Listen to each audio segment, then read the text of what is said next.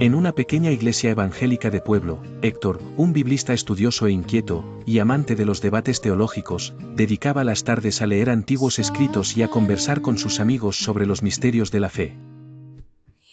Se reunían bajo la sombra de un gran árbol, donde el viento parecía traer inspiración y verdad a sus pensamientos. Un día, tras una larga discusión, Héctor formuló la pregunta que cambiaría la perspectiva de todos: ¿qué sucedería si la doctrina que hemos aceptado por siglos contuviera una contradicción lógica fundamental? Relató que, según lo aprendido, el Verbo era Dios y vino como hombre, Juan 1:14. Pero la Iglesia Mundial sostiene que Dios, el inmortal, 1 Timoteo 6:16, murió en la cruz. Y lo sostienen en una supuesta y tardía hipostasis de la filosofía de Platón, surgida el siglo IV.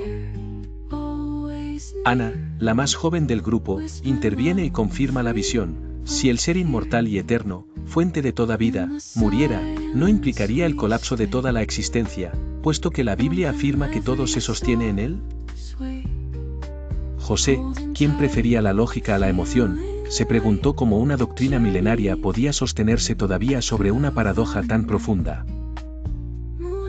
Decidieron buscar respuestas en las fuentes originales, investigando desde los primeros escritos cristianos hasta tratados filosóficos. La búsqueda se volvió obsesiva. ¿Puede la lógica romper el paradigma religioso? ¿Acaso la muerte del Verbo significó una muerte simbólica más que literal? Imposible, porque echaría por tierra el plan de redención por Cristo nuestro Salvador. La comunidad comenzó a dividirse. Unos defendían la tradición, afirmando que la muerte era real, pero que Dios no había muerto, solo su cuerpo. Y al no tener mayor explicación hablaban de misterio divino.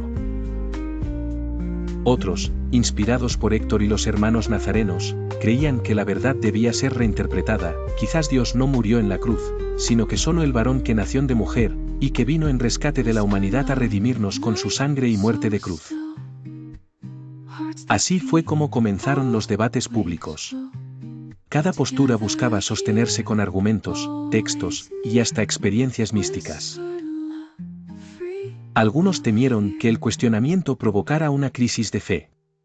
Otros, liberados del temor, vieron en la investigación profunda una oportunidad para crecer y comprender toda la verdad, apegándose a la literalidad de las Sagradas Escrituras. Un anciano sabio, testigo de todos los siglos y todos los credos, recordó: la verdad no teme a la investigación. Si la contradicción existe, es deber del creyente escudriñar, preguntar y encontrar. ¿Acaso el paradigma milenario solo debe sostenerse por costumbre y tradición sin inspiración?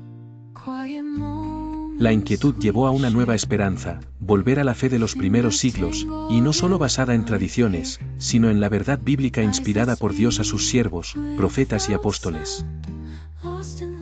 Héctor concluyó una tarde: quizás Dios, el Verbo, Juan 1:1-3, nunca muere. Quizás lo que muere es la comprensión limitada que hemos tenido de él.